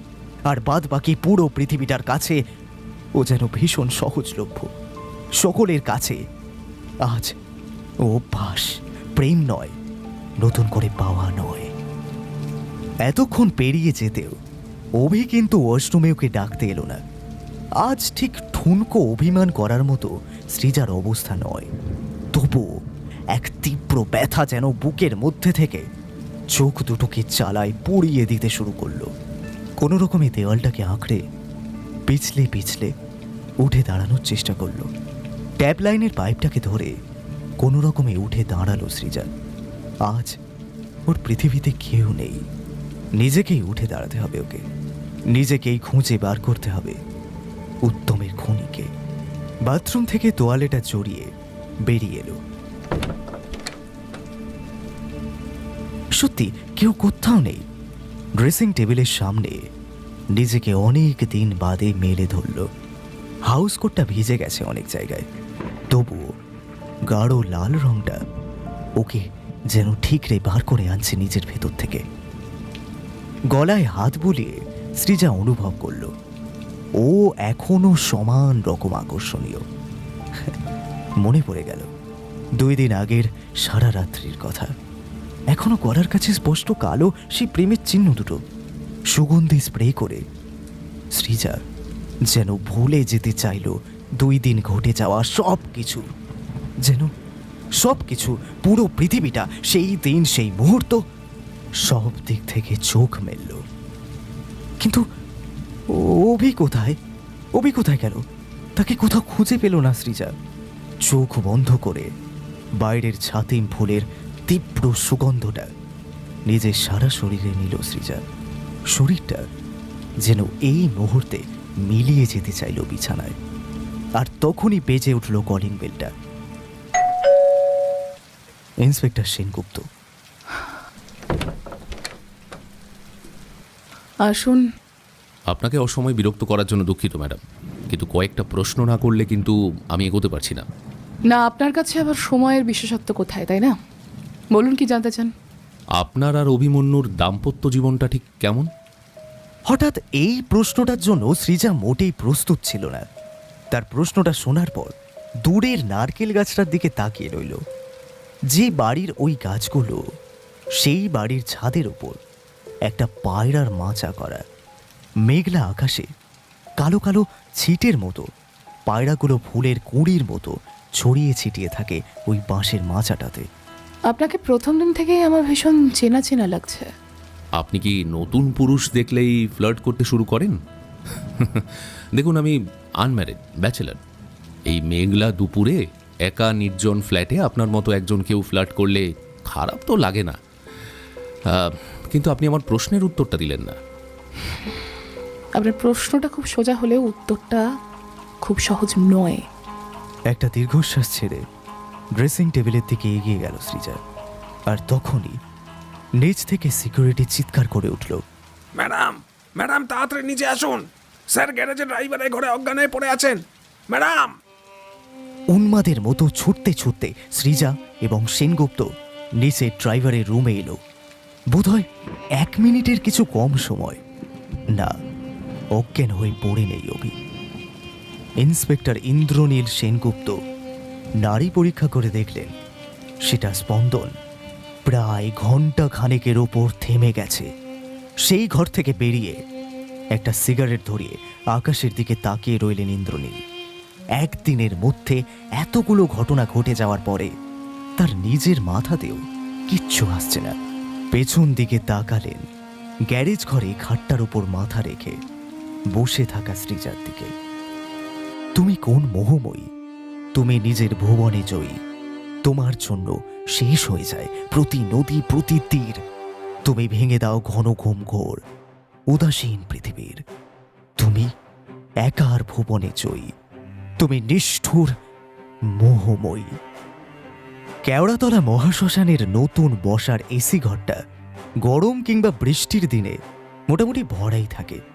এই বৈদ্যুতিক চুল্লিগুলোতে প্রতিদিন প্রতিনিয়ত থেমে যায় কত জীবনের গল্প, কত থমকে থমকে চলা মুক্তি পায়, কত দুরন্ত গতি আচমকা দাঁড়ি টানতে বাধ্য হয়। সামনের সুদৃশ্য বাগানটা যেন বাস্তবের জমাট কালো মেঘলা জীবনটাকে ব্যঙ্গ করে। কোথাও সেখানে কোনো বাগানের বিলাসিতা নেই। কাটা গাছের ক্ষতবিক্ষত স্পর্শে সেখানে প্রতিদিন হাজারটা শোষক হাত বাড়ায়। ইন্ডিয়ান পিনাল কোর্টের 307 নম্বর, একই সঙ্গে এভিডেন্স অ্যাক্টের সেকশন 8 এবং অ্যাক্ট নাম্বার 37-এর কেস পড়েছে সৃজার বিরুদ্ধে, যার সবকটি নন বেলেবল ধারা। কিন্তু এই কোনো ধারাতেই তাকে অপরাধী বলে চিহ্নিত করা হয়নি। কারণ ইন্দ্রনীল তিনি এখনো পুরো কেসটাকে আন্ডার ইনভেস্টিগেশন দেখাচ্ছেন। আর এই পরিস্থিতিতে কখনোই শুধুমাত্র একজন অভিযুক্তকে গ্রেফতার করা যায় না। আর ইন্দ্রনীল বারবার করেই সৃজার বিরুদ্ধে অভিযোগগুলোকে অ্যাক্ট বি করে রেখেছে, যার মানে দাঁড়ায় প্রাথমিক তদন্তে অনুমান সেখানে সামান্য একটা অর্থের জামিনের বিনিময়ে অভিযুক্তকে জেলের বাইরে রাখা হয়, এমনকি তাকে আদালতের দ্বারস্থও হতে হয় না। যদিও এখানে প্রশ্ন হলো ইন্দ্রনীলের 2 ধরনের চরিত্র নিয়ে। যদি তিনি সৃজাকে বাঁচানোর সব রকম উপায় অবলম্বন করেন, তাহলে প্রাথমিক সন্দেহের ভিত্তিতে কেনই বা সৃজার বিরুদ্ধে কেস সাজালেন? সেটা কি শুধুমাত্র সৃজার ওপর অতিরিক্ত চাপ সৃষ্টি করতে? কিন্তু কেন? এসএসকেএম মর্গ থেকে বডি বার করার সময় প্রথমবার ইন্দ্রনীল সৃজাকে বললেন, আপনাকে ওই ভ্যানে উঠতে হবে না, গাড়িতে আসুন। সৃজার তখন আচ্ছন্ন অবস্থায়, বৃষ্টিতে ভেজা ঝাপসা কাঁচের বাইরে সে তখন কি দেখছে আর কি দেখছে না তার কোনোটাই ঠিকমতো আন্দাজ করতে পারছে না। অভির সাথে কাটানো সেই সময়টা খুব মনে পড়ছে। গাঢ় খয়েরি জামা ও কালো প্যান্ট পরা অভি হাওড়া থেকে ছুটে এসেছিল উত্তমের মৃত্যুর খবর পেয়ে। গাড়ি থেকে বের করে প্রায় কোলে করে তাকে তুলে নিয়ে এসেছিল 3 তলায়। আসলে সেই মুহূর্তে অভিকে একটু ভালো লাগছিল না সৃজার। মনে পড়ল তো কত কথা মনে করার আছে। দীর্ঘ 10-12 বছরের স্মৃতির তো আর সংখ্যা থাকে না, কিন্তু বারবার বারবার করে ওই শেষ সময়টাই মনে পড়ছে। অভি মদ খাওয়ার জন্য কেন উত্তমের ঘরটাকেই বেছে নিল? কেন কেন বিভৎস মৃত্যু চিহ্নিত ওই ঠিকানাটাই তার মনে জটিলতা কাটানোর একমাত্র জায়গা বলে মনে হলো? কেন কেন অভি চলে যাওয়ার আগে সৃজার সঙ্গে একবারও কথা বলল না? অভি কি সৃজা ও উত্তমের সম্পর্কটা জানতে পেরেছিল, তাই জন্যই আত্মহত্যা করেছে? কিন্তু সেটা তো নয়। পোস্টমর্টম রিপোর্টে তো পরিষ্কার আছে তার পানীয়ের মধ্যে বিষ ইনজেক্ট করা হয়েছিল। কে ইনজেক্ট করেছে সেই বিষ? সমস্ত অভিযোগ সৃজার বিরুদ্ধে হলেও সে নিজে তো জানে সে ঘটনাস্থলে ছিলই না। আপনি ফ্ল্যাটে ড্রিঙ্ক করেন, মানে এইভাবে ওপেন কমিউনিটিতে? হ্যাঁ, তা করি না বললে মিথ্যে বলা হয়। উৎসবে বা পার্টিতে করেই থাকি। তা আজকে কোন পুজো বা কিসের জন্য পার্টিটা? আমার মন মেজাজ সত্যিই ভালো নেই। প্লিজ আমাকে এই মুহূর্তটা একটু একা ছেড়ে দিন। আপনি ভুলে যাচ্ছেন আমি মিডিয়ায় চাকরি করি না যে বাইট দেবো না বললেই সামনে থেকে সরে যাব। আমি পুলিশ। উত্তম মণ্ডলকে কেন মারলেন? আমি উত্তমকে মারিনি। আপনার স্ত্রীর সঙ্গে ওর সম্পর্কটা আপনি কি করে? দেখুন, আমাকে প্রশ্ন ঘুরিয়ে করবেন না কেমন? খুন করার মোটিভ কিন্তু আপনার আছে। হ্যাঁ, ক্ষতি নিশ্চয়ই করতে চাইতাম, কিন্তু খুন করার মতো নার্ভ আমার নেই। আপনার নার্ভ তো খুবই দুর্বল দেখছি। সামান্য দুপ্যাক উইস্কিতে এইভাবে হাত পা কাঁপছে। অভিমন্যু, অভিমন্যু, অভিমন্যু। গঙ্গায় নাভি বিসর্জনের সাথে সাথে এই প্রশ্নগুলো যেন কোথায় হারিয়ে গেল ইন্দ্রনীলের মন থেকে। গঙ্গার ওপরে আকাশের দিকে তাকিয়ে একটা বড় দীর্ঘশ্বাস ফেলে নিজের লাল বোলেরোটার দিকে এগিয়ে গেল ইন্দ্রনীল। সদ্য সিঁদুর মোছা সৃজা তখন এক দৃষ্টে তাকিয়ে আছে বিদ্যাসাগর সেতুর উপরে বিন্দু বিন্দু গাড়িগুলোর দিকে। অভির মাকে সবটা জানাতে হয়েছে, কারণ অভির বেশ কিছু স্মৃতি ছড়িয়ে আছে বিজয়গড়ের বাড়িতে। সেখানে গিয়ে ইনভেস্টিগেশন অফিসার গায়ত্রীকেও জেরা করবেন, তাই তাকে এখন থেকে সম্পূর্ণটা না জানিয়ে রাখলে খুব মুশকিল। তিনি হয়তো এই আঘাতটা নিতেই পারবেন না। সৃজা নিজে সবটা জানালো ফোনে। পুরোটা শুনে গায়ত্রী দেবী একবার মাত্র নির্লিপ্ত কণ্ঠে বললেন, ওহ। অ্যাপার্টমেন্টে ঢুকে ইন্দ্রনীলের গাড়ি থেকে নামলো সৃজা, কিন্তু ইন্দ্রনীল গাড়ি ঘুরিয়ে না নিয়ে সৃজার সাথে উঠে এলো 3 তলায়। সৃজা বলল, আপনি কি এখনো আমায় জেরা করবেন? না, পাহারা দেব। আমার ধারণা খুনির নেক্সট টার্গেট আপনি। সৃজার সারা শরীরে যেন আগুন জ্বলছে। সে শুধুমাত্র একটা আষ্টে পৃষ্ঠে বাঁধা ভালোবাসা চেয়েছিল। ছোটবেলা থেকে শুধুমাত্র অনুগ্রহে মানুষ হয়ে সে একটা নিজের জীবন চেয়েছিল, একটা রাজত্ব চেয়েছিল, একটা সঙ্গমের বিছানা চেয়েছিল, যে বিছানায় সে সবটা পাওয়া রানী হয়ে থাকবে। হয়তো হয়তো অভিজাত বিছানায় ভাগ সে পেয়েছে, কিন্তু এ কথা অস্বীকার করা যায় না অভির থেকে সেই তীব্র আদর, কামনায় তীব্র অধিকার সে পায়নি। এইটুকু চাওয়াই কি তার দোষ? কেন উত্তম এই অদ্ভুত রহস্যের পর তাকে আরো উন্মাদ করে দিয়েছে? নিঃস্ব ভিখারির মতো রাস্তায় ছেড়ে চলে গেল, যার কামনায় সে নিজেকে নিজে চিড়ে দিচ্ছিল ওয়াশরুমের জলের ধারার নিচে। কোন অভিমানে সে কাউকে কিছু না জানিয়ে চলে গেল? ইন্দ্রনীলকে বসতে বলে সৃজা ওয়াশরুমে গেল। কিছুক্ষণ পর বেরিয়ে এলো সম্পূর্ণ ফ্রেশ হয়ে। চোখ দুটো জমা কান্নায় ও ক্লান্তিতে ফুলে রয়েছে। পরনে হালকা রঙের একটা শিফনের শাড়ি, প্লিট করা নেই বলে সেটা শরীর থেকে নেমে এসেছে অনেকটা। ইন্দ্রনীল মুগ্ধ দৃষ্টিতে তাকিয়েছিল সৃজার দিকে। তার চোখে যেন ক্ষুধার্ত বাঘের হিংস্রতা। কি দেখছেন এমন ভাবে? পাহারা দিচ্ছেন নাকি আপনি ডাকাত? দেখুন সৃজা দেবী, আপনি বোকা নন। কেসটার এখন যা মেরিট, ডিউটি অফিসার ছাড়া আপনি বাঁচতে পারবেন না। তাই আমি তো একবারে বলিনি আপনার কথা আমি শুনবো না। আর বাঁচতে কে চেয়েছে?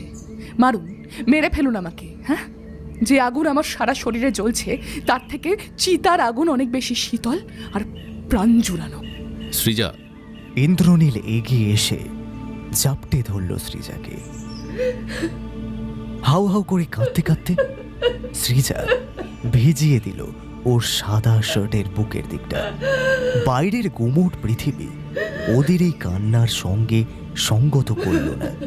সেই আকাশে কোনো সূর্য নেই, নেই জলে ভর্তি এক টুকরো মেঘ। দুজনে এলিয়ে পড়ল বিছানায়। সৃজা কখনো ভাবতে পারেনি 2 দিনের ব্যবধানে সম্পূর্ণ অচেনা দুজন পুরুষের সঙ্গে সে দেহপটে এক হয়ে যাবে। কিন্তু তার সব ভাবনা এখন বাইরের প্রকৃতির মতোই ঘোলাটে হয়ে আছে। অপরাধীকে ইন্দ্রনীল কখনো ভাবেনি তার একা নিঃসঙ্গ জীবনে এই দিনটা কোনো মুহূর্তে আসবে। সৃজাকে কি ভয় দেখিয়ে বাধ্য করল?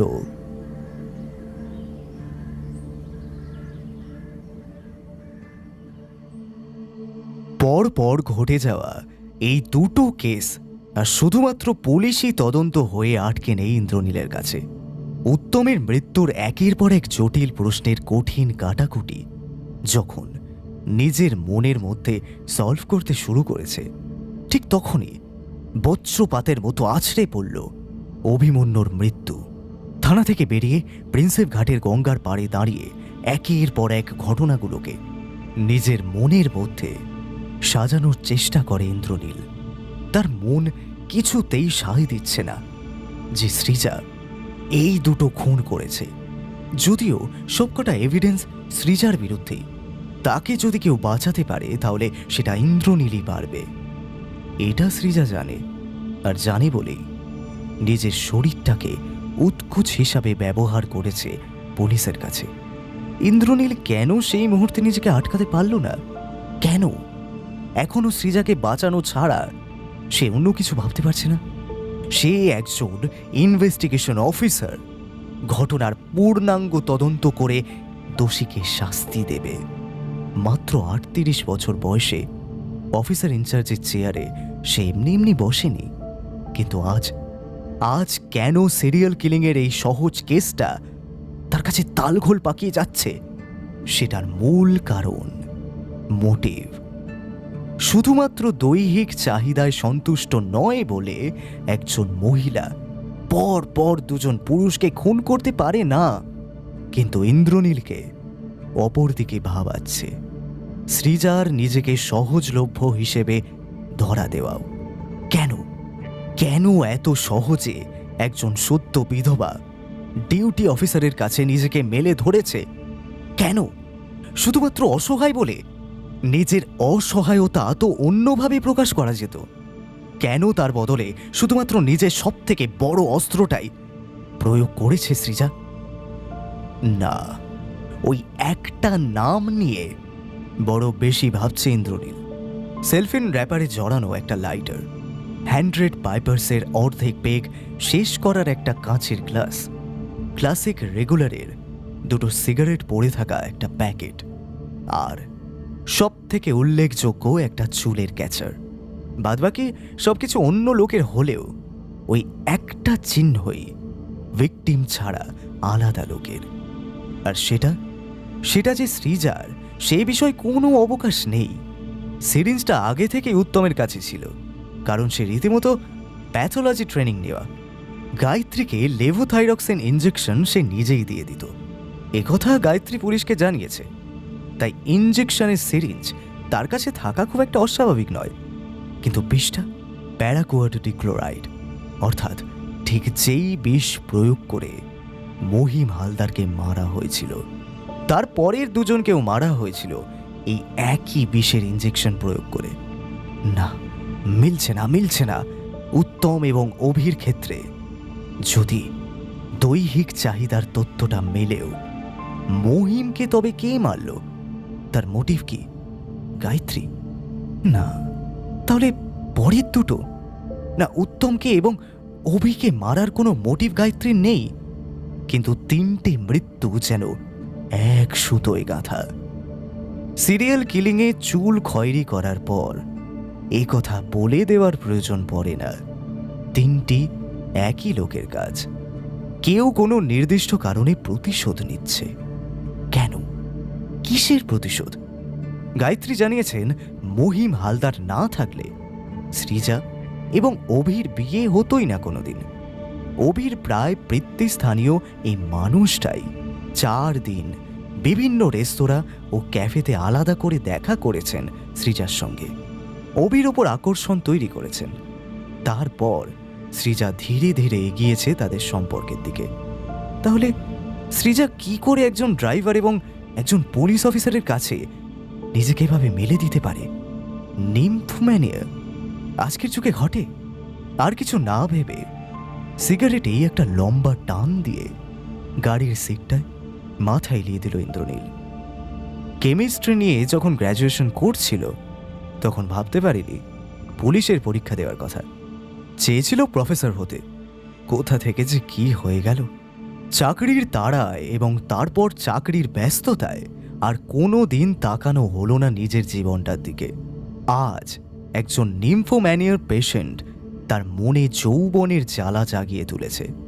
নিজের কর্তব্য থেকে কোনো দিন এক চুলও সরবে না ইন্দ্রনীল, কিন্তু তাই বলে সৃজার ক্ষতি হতে দেখতে পারবে কি? আচ্ছা, সৃজাই যদি সব অন্যায় করে থাকে তাহলে কি ও পারে সৃজার শাস্তি কমিয়ে আনতে? না, আইন তো তার হাতে নেই। ফোনটা বাজছে, সৃজার ফোন। ইন্দ্রনীল, তুমি কোথায়? কি হয়েছে? রীতিমতো আতঙ্কে কাঁপছে সৃজার গলা। দরজার বাইরে তাকে কেউ ডাকছে। আমি জানি না কি হয়েছে। হ্যালো হ্যালো হ্যালো, শুনতে পাচ্ছ? বাইরে থেকে না আমাকে অভি ডাকছে। তুমি আমার কাছে চলে এসো ইন্দ্রনীল, এক্ষুনি এসো প্লিজ।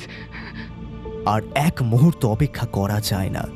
সৃজার ইতিমধ্যে সাইকোলজিক্যাল ডিসঅর্ডার শুরু হয়েছে, যা ওর মতো মানসিক অবস্থাতে অস্বাভাবিকও নয়।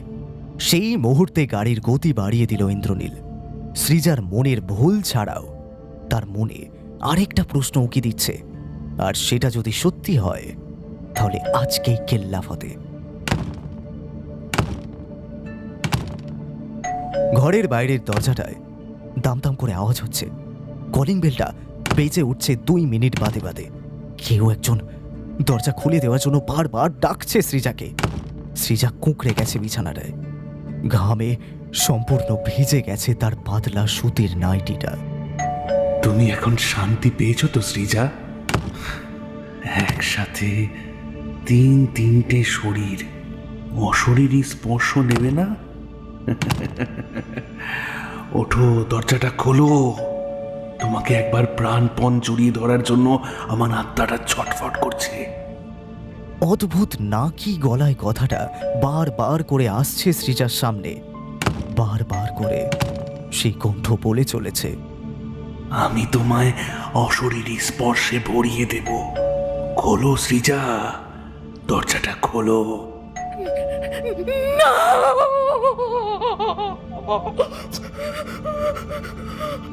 চিৎকার করে উঠে বালিশটাকে আঁকড়ে ধরে আরো কুঁকড়ে যায় সৃজা।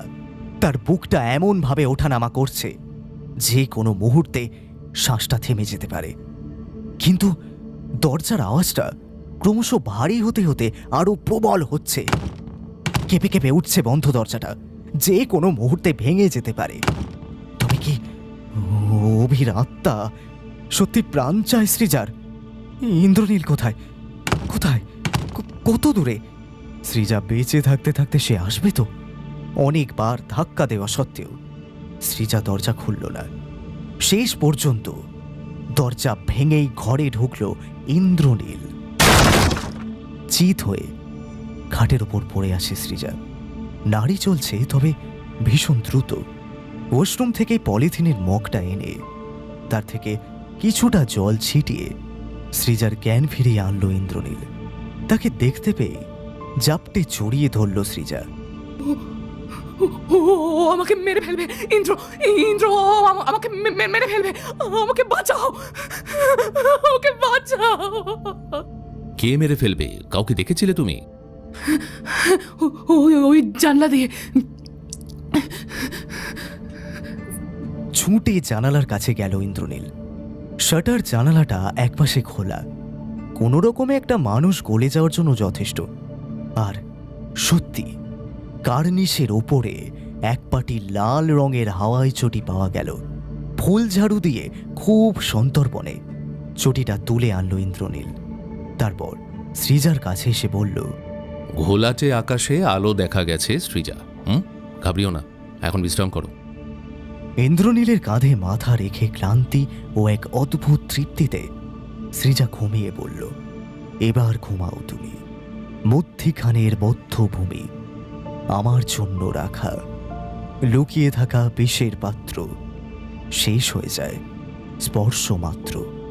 আমি খুঁজে আনি সেই ছায়াখানা, তোমার যেন এই ছায়াপথ জানা। মরুভূমি এই জীবনে এনেছ অবাধ্য মৌসুমি, কুরুক্ষেত্র শেষ হলো প্রায়, এবার ঘুমাও তুমি।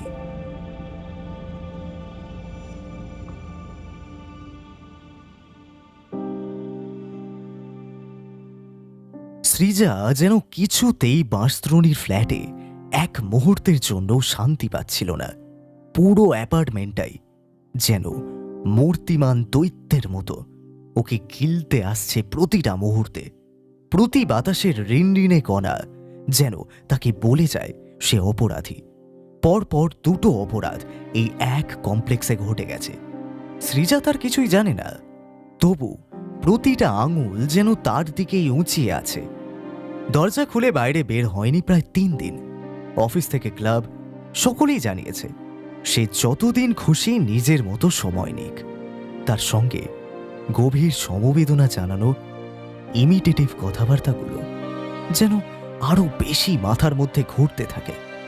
মাথার মধ্যে আসে কিভাবে বিজয়গড় ছেড়ে এই ফ্ল্যাটে এসে উঠেছিল সে আর অভি, কিভাবে ওই গাড়িটায় গড়ে উঠেছিল তাদের আগামী দিনের আরো অনেক স্বপ্ন, কিভাবে আস্তে আস্তে কর্পোরেট দুনিয়ায় নিজেদের জায়গা পাকা হচ্ছিল। এই সব কথাগুলো যেন লতানো গাছের মতো তাকে আষ্টে পৃষ্ঠে বেঁধে ফেলে প্রতিনিয়ত। অ্যাপার্টমেন্টের প্রতিটা লোক তাকে ঘুরিয়ে ফিরিয়ে ফোন করে, প্রতি মুহূর্তে সাহস যোগায়।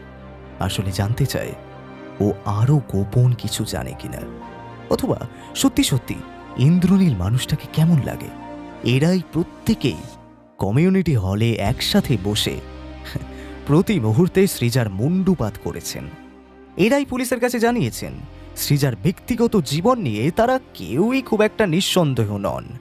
তারা নাকি সৃজাকে ও অভিকে মারামারি করতেও দেখেছেন।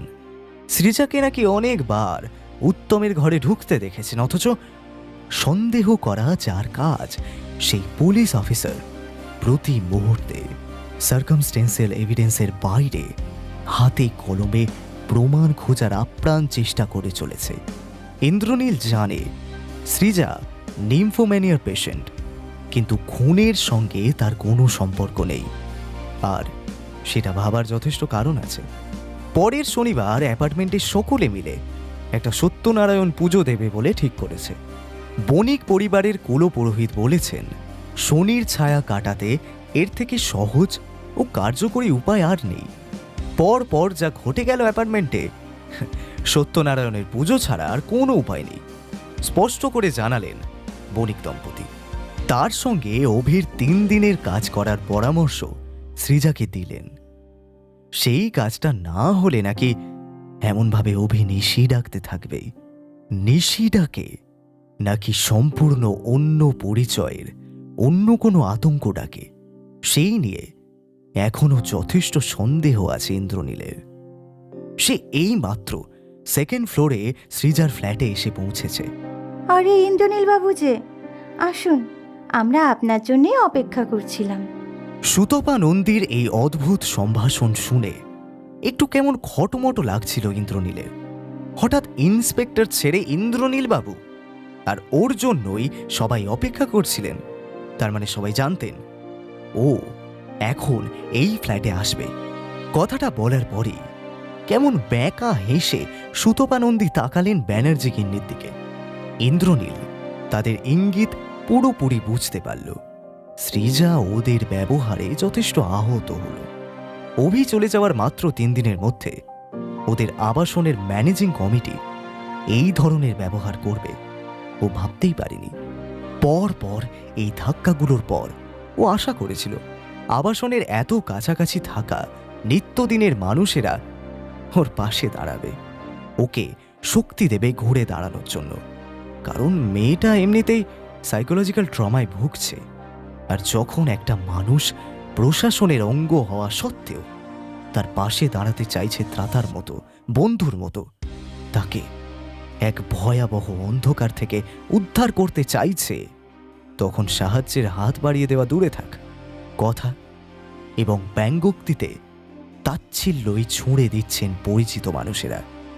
বহু চেনা মানুষের অচেনা রূপ আজ সামনে আসছে সৃজার।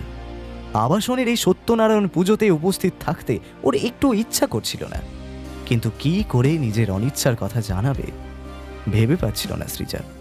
কোনো পুজোতেও আর থাকবে না, এই আবাসনেও আর থাকবে না।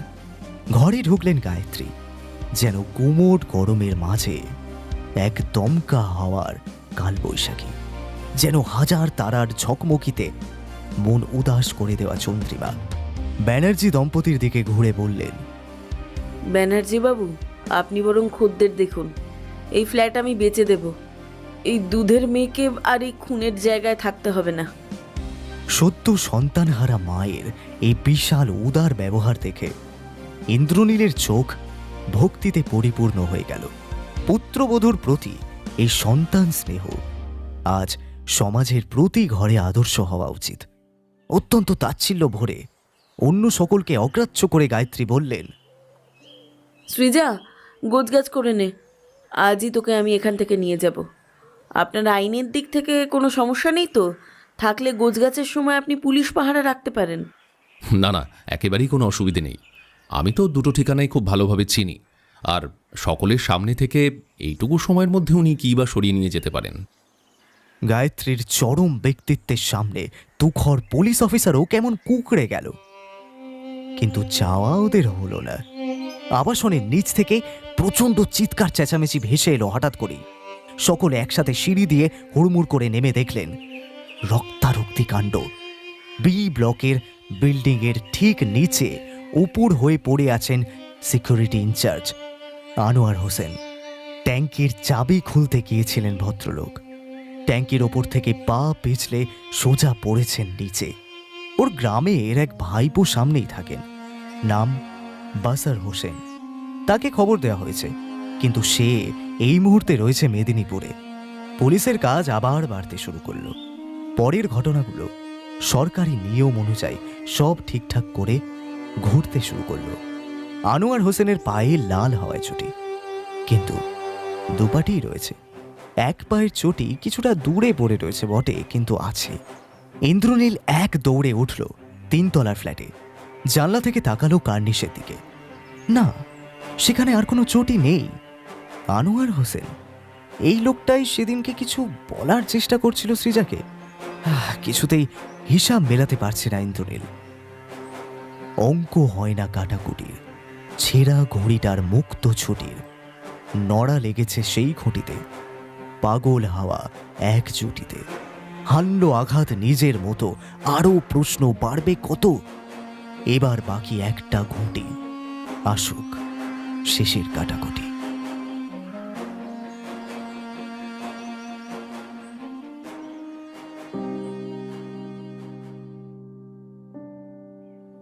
দুটো কাঁঠাল গাছ আর তাদের গা ঘেঁষে বেড়ে ওঠা কৃষ্ণচূড়া গাছটা যেন গায়ত্রীর বাড়ির মূল পরিচয়।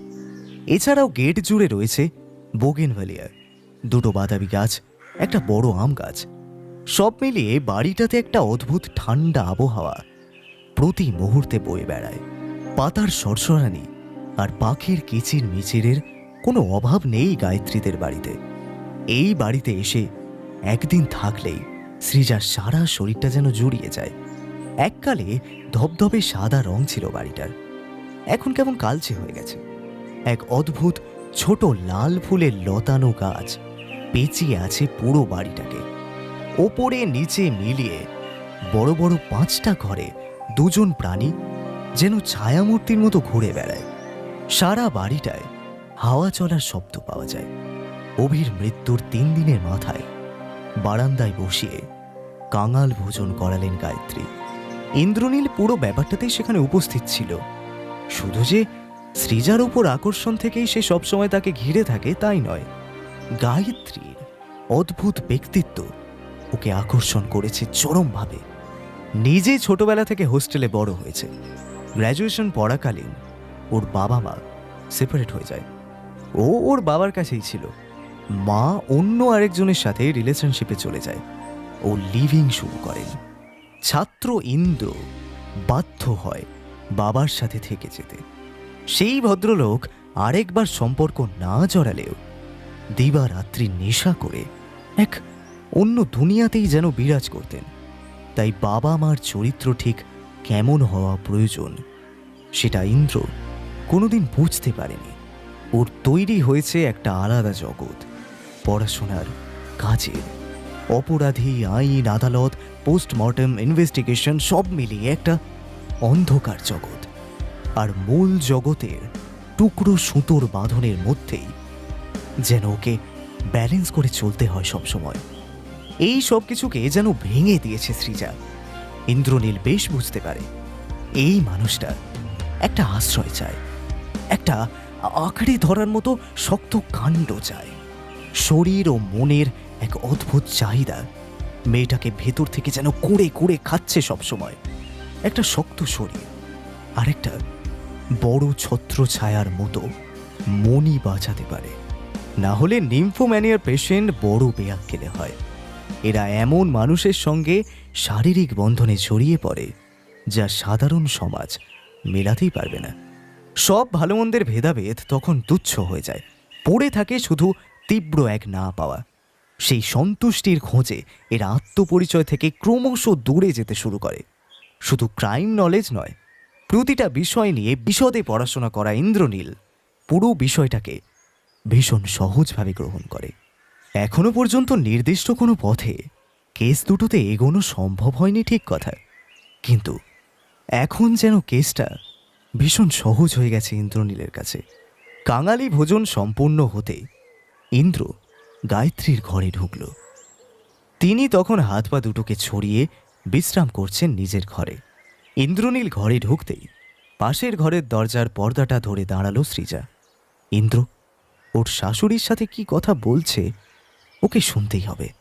ঘরে ঢুকে গায়ত্রীর ঠিক বিপরীত চেয়ারটা টেনে সেখানে বসে যেতেই গায়ত্রী চোখ মেলে তাকালেন, কিন্তু তাকে বিন্দু মাত্র কোনো প্রশ্ন না করে ইন্দ্র বলে উঠল, ঘরে আড়ি পাতাটা কোনো পুলিশ অফিসারই ঠিকমতো নিতে পারেন না।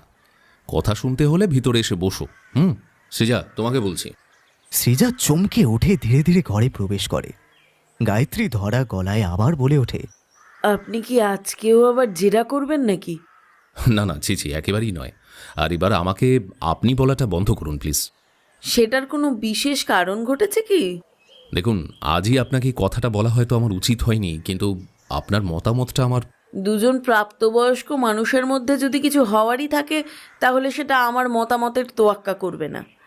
এই বিষয়ে মতামত দেওয়ার কোনো প্রয়োজন আমি অন্তত বোধ করছি না। কথাটা বলেই সেগুন কাঠের ইজি চেয়ারে আবার মাথাটা এলিয়ে দিলেন গায়ত্রী। আস্তে আস্তে ঘর থেকে বেরিয়ে এলো ইন্দ্রনীল। বিশাল গাছগুলোর তলায় দাঁড়িয়ে ইন্দ্র একটা গভীর শ্বাস নেয়। কামনা মানুষকে কতটা অমানবিক করে তোলে।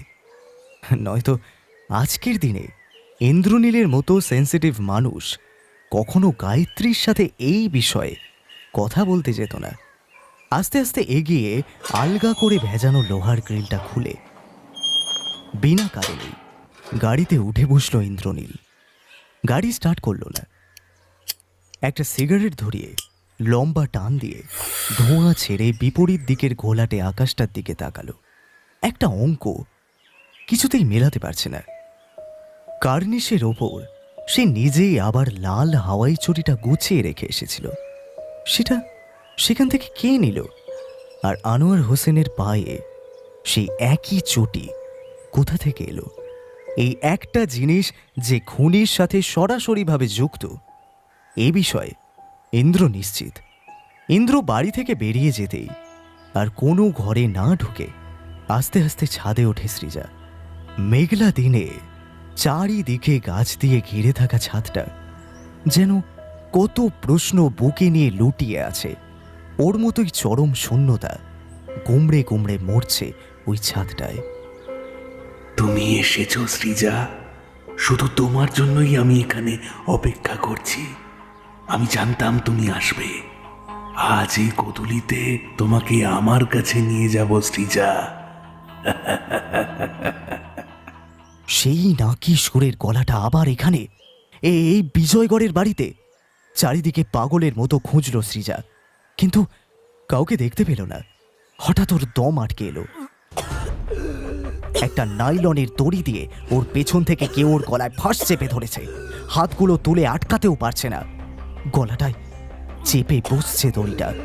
হাতগুলো সোজা হয়ে যাচ্ছে, পা দুটো ছটপট করছে, চোখ দুটো বেরিয়ে আসছে যেন দমটা আটকে যাবে। একটা তীব্র গোঙানির আওয়াজ শুধু বেরিয়ে আসে গলা থেকে, দম বেরিয়ে যাওয়ার ঠিক আগের আওয়াজ। হঠাৎ একটা অদ্ভুত আওয়াজ ইন্দ্রনীলের চিন্তার মাঝে যেন বাজের মতো আঘাত করে। ইন্দ্র ছিটকে বাড়ির ভেতরে ঢোকে। আওয়াজটা তখনও হচ্ছে। ঝড়ের মতো সবকটা ঘরে নজর বুলিয়ে ইন্দ্র ছাদে উঠল। আর তখনই সৃজার গলার ফাঁসটা হালকা হয়ে গেল। ও লুটিয়ে পড়ল মাটিতে। কার্নিশ টোপকে গাছগুলোতে প্রচণ্ড দোলা লাগিয়ে একটা দমকা হাওয়া যেন ছাদ থেকে উধাও হয়ে গেল। ইন্দ্রনীল দ্রুত চারিদিকটা দেখল, কিন্তু কাউকে খুঁজে পেল না। এগিয়ে গেল সৃজার দিকে। আস্তে আস্তে ওর ঘাড়ের তলায় হাত রেখে ওকে কোলের ওপর বসালো। প্রথমে কাশি এলো সৃজার, আর তারপর ক্রমশ শ্বাসটা স্বাভাবিক হলো। ইন্দ্র ওকে পাজা কোলা করে নেমে নিচে এলো। আস্তে আস্তে শুইয়ে দিল বিছানায়। জল এগিয়ে দিতে সৃজা নিজেই গ্লাস ধরে মুখে দিল। এসিটা চালিয়ে চাদরটা টেনে দিতে অদ্ভুত এক মায়ায় সৃজা তাকালো ইন্দ্রনীলের দিকে। কে কে ওখানে? গায়ত্রীর গলা শুনে ইন্দ্র বেগে ছিটকে বের হলো বাড়ি থেকে বাগানে। কিন্তু কেউ নেই, কেউ না। শুধু বেগে খোলার আঘাতে লোহার গ্রিলটা তখনও কাঁপছিল। একটা বাঁকা হাসি ইন্দ্রনীলের মুখে ফুটে উঠল। এবার খেলা শেষ। পারিস যদি আরেকটি বার। আয়না পাকা ফাঁস। দেখ না এবার ছায়ার কেমন ছবল দেখতে পাস। দেখ না কেমন পাল্টা আঘাত মারতে পারে হাওয়া। আয়না এবার নিজের মৃত্যু নিজেই করোনা ধাওয়া। থানা থেকে সিজ করা গাড়িটা সকলের আগে ছাড়ালো ইন্দ্রনীল। এই কেসে ওই মূল ইনভেস্টিগেশন অফিসার, আর ও মনে করছে গাড়িটা এই কেসে কোনোভাবেই সাসপেক্টের লিস্টে পড়ে না। প্রকৃত খুনির সন্ধান সে পেয়ে গেছে, আর তার সাথে এই গাড়িটার কোনো সম্পর্ক নেই। তাই ব্যক্তিগতভাবে জামিনে ও গাড়িটা রিলিজ করে নিয়েই নিজেই চালিয়ে এগিয়ে গেল বিজয়গড়ের দিকে। আজ ইন্দ্র ইউনিফর্ম পরেনি, সাদা শার্ট আর ডেনিম জিন্স। আজ পুলিশ অফিসার নয়, সৃজার প্রেমিক হয়ে ও দাঁড়াতে চায় ওর সামনে। মাঝপথে টালিগঞ্জ ট্রাম ডিপোর সামনে দাঁড়িয়ে ফুলের তোড়া কিনল একটা বড় দেখে। বিপরীত দিকে ট্রাফিক কিয়স্কের সার্জেন্ট স্যালুট করে উঠে দাঁড়াতে হাত দিয়ে তাকে বিশ্রাম করার নির্দেশ দিয়ে ইন্দ্র আবার উঠল ছোট অল্টো গাড়িটায়। এই ঘটনার কোনো উল্লেখ মাত্র করেনি সৃজার কাছে। পুরোটাই একটা অসাধারণ সারপ্রাইজ হিসাবে ও সৃজাকে উপহার দিতে চায়। আজ সবকিছু ঠিক থাকলে একটা লং ড্রাইভের প্ল্যানও করেছে ইন্দ্র। সৃজার কাছে ব্যাপারটা যে শুধু মজার হবে তাই নয়, রীতিমতো ওষুধের মতো কাজ করবে সেটাও জানে। বিজয়গড়ের দিকে গাড়িটা ঘোরাতেই জীবনের চরম অভিজ্ঞ ইন্দ্রনীলের বুকটা কলেজে পড়া প্রেমিকের মতো কেঁপে উঠল। রিয়েল লুকিং গ্লাসের দিকে তাকিয়ে একবার হাত দিয়ে মাথার চুলগুলো সাজিয়ে নিল। 40/5 বিজয়গড়ের বাড়ির লোহার গ্রিলের একদম সামনে গাড়িটা দাঁড় করালো। নানা রকম ভাবতে ভাবতে এগিয়ে গেল গাছে ঘেরা বাড়িটার দিকে। কলিং বেল চিপলে কে এসে দরজা খুলবে? সৃজা নিজেই। তখন কি ফুলটা এগিয়ে দেবে ওর দিকে? সৃজা কি মুচকি হেসে উঠবে? ওর ছেলে মানুষই দেখে নকল অভিমান করবে? এতদিন ইন্দ্র জানত ও পুলিশ অফিসার। হাসি, অনুভূতি, বেদনা, আকুতি এই সব অনুভূতি পেরিয়ে না গেলে নিজেকে কাজে নিয়োজিত করতে পারবে না। রীতিমতো ধ্যান করে মনোসংযোগ বাড়িয়ে নিজেকে ধীরে ধীরে সেই উপযুক্ত করে তুলছে ইন্দ্রনীল। অবাধ্য আষাঢ়ের এক বেয়াক্কেলে দক্ষিণ দিকের হাওয়া ওর সমস্ত হিসেব ওলট পালট করে দিয়েছে। কোথা থেকে কি যে হয়ে গেল তার বোঝার ক্ষমতা দায়িত্বশীল পুলিশ অফিসারেরও নেই। 4টে খুনের থেকে এই অসম্ভব অঘটনটাও যেন কোনো অংশে কম নয়। আজ লিফটে নয়, নিস্তব্ধ দুপুরে সিঁড়ি ভেঙে 3 তলার ফ্ল্যাটে উঠেছে একটা লোক। 2 তলা পেরিয়ে এবার তার পা পড়ল 3 তলার সিঁড়িতে। লোকটার অস্তিত্ব ঘুমিয়ে থাকা দুপুরে কেউ টের পায়নি। ছাতিম গাছটায় একই রকম ঝাঁক বেঁধে দুপুরের ঝাঁঝা রোদের থেকে নিজেদের আড়াল করছে 3টে টিয়া। ওই দূরের বাড়ির পায়রাগুলো আলোয় চোখ ঝলসে দিয়ে নেমে আসছে নিজেদের মাচায়। ক্লান্ত অলস রাস্তায় নেতাজি সুভাষচন্দ্র বসু রোডের বাস হেলে দুলে এগিয়ে চলছে কোনো যাত্রীর সম্ভাবনা না দেখে। কেউ ওই লোকটার অস্তিত্ব টের পাচ্ছে না। লোকটা 1 পা 2 পা করে এগিয়ে গেল 2nd ফ্লোরের সেন্স লেখা ফ্ল্যাটটার কাছে। মুখে কোনো রকম শব্দ না করে কলিং বেলটা চিপল। কলিং বেল চিপতে গিয়ে ইন্দ্রনীল দেখল দরজাটা খোলা। এরকম স্তব্ধ দুপুরে দরজা খোলা দেখে একটু অস্বাভাবিক লাগলো। ইন্দ্র দরজা ঠেলে ভেতরে ঢুকল। বসার ঘরে কেউ নেই, টিভিতে খবরের চ্যানেল চালানো। আরো অস্বাভাবিক লাগলো, তাই সৃজার ঘরে না ঢুকে ইন্দ্রনীল আগে ঢুকল গায়ত্রীর ঘরে।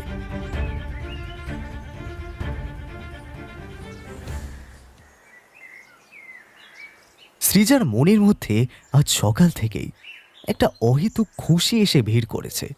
নিজের থেকেই চলে এসেছে বিজয়গড় থেকে বাঁশদ্রোণীতে, প্রায় 8-9 দিন পরে নিজের হাতে ফ্ল্যাটটাকে সাজিয়ে তুলতে। ধুলো ঝেড়েছে প্রায় কোমর বেঁধে, স্নান করে নিজেকে সাজিয়েছে 1 ঘন্টা ধরে। আজ ওর মন কারোর জন্য অপেক্ষা করছে। মন বলছে আজ কেউ আসবে শুধু ওর জন্য। পুরনো সব বিভৎসতা কেটে আজকের দিনটা যেন খুবই ফুরফুরে। কলিং বেলটা একবার বাজতেই ছুটে গিয়ে দরজা খুলল সৃজা,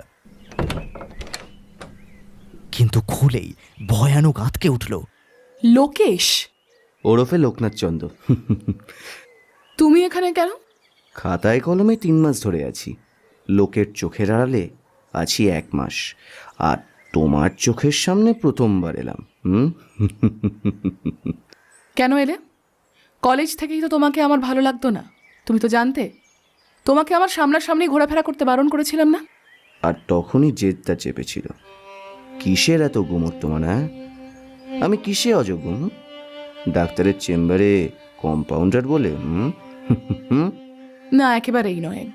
আসলে বিষয়টা কি বলো তো, তুমি অসভ্য বলে, ভদ্র সমাজে মেশার অনুপযুক্ত বলে, পার নেশাখোর বলে, মেয়েদের সম্মান করতে জানো না বলে, বুঝতে পেরেছো?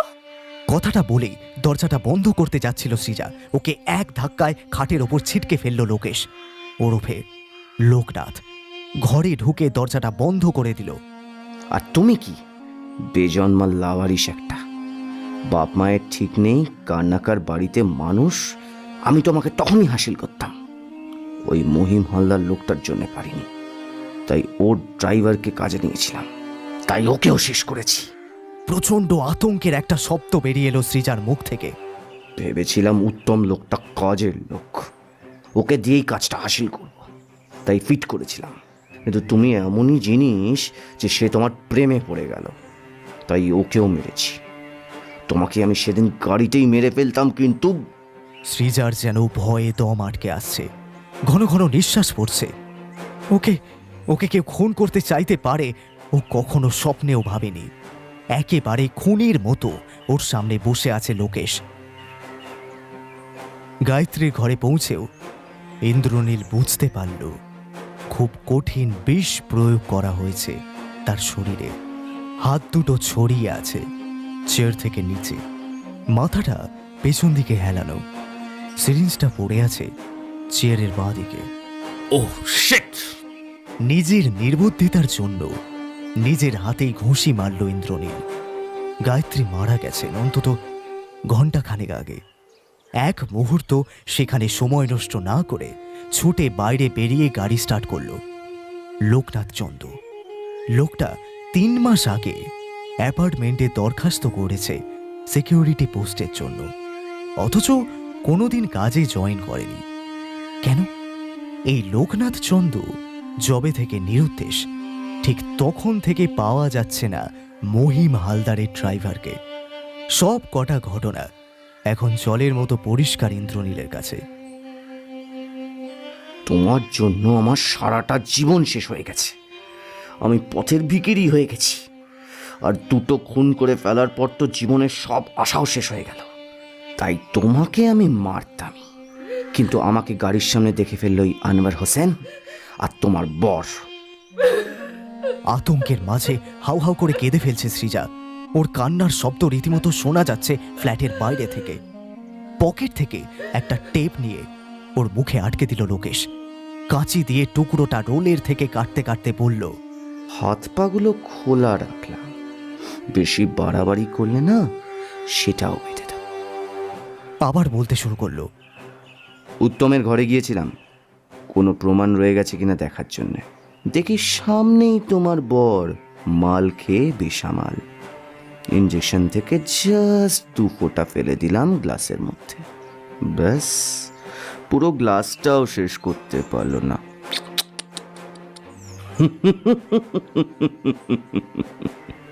মুখ বন্ধ হলেও ঝরঝর করে জল পড়ছে সৃজার চোখ থেকে। যতবার উঠে দাঁড়ানোর চেষ্টা করছে, পেটের সামনে মেরে বসিয়ে দিচ্ছে লোকেশ। আনবারকে ভয় দেখালাম, চুপ করে গেল বটে, কিন্তু আমার মনের মধ্যে ভয় চলতে লাগলো। তাই ওকেও মারতে হলো। লাল হাওয়াই চুটিটা কার্নিশে ফেলে ওকেই ফাঁসাবো ভেবেছিলাম, কিন্তু ব্যাপারটা এতটাই ঠুনকো যে আমার মনেই ধরলো না। পুলিশের মনে তো ধরতই না, তাই না? আবার সৃজার মুখ থেকে টেপটা খুলে দিল লোকেশ। শেষ আজকে। তোমার শাশুড়ি বুড়িকে মারতাম না জানো তো, কিন্তু আমার মনে হলো আগের দিন বিজয়গড়ে বুড়ি আমায় দেখে ফেলেছিল, তাই বাধ্য হয়েই মারতে হলো। শরীর অসুস্থ লাগছে সৃজার। কলেজে পড়তে লোকেশের প্রস্তাব ও একবারে উড়িয়ে দিয়েছিল, কখনো কাছে ঘেঁষতে দেয়নি ওকে। ছেলেটার চাল চলন একেবারে ভালো লাগতো না। এরকম একটা ছেলের সঙ্গে সম্পর্কে জড়াবে সেটা ও ভাবতেও পারে না। মুখটা খুলে দিলে যে, আমাকে কি তুমি ছেড়ে দিচ্ছ? অদ্ভুত শান্ত গলায় জিজ্ঞাসা করল সৃজা।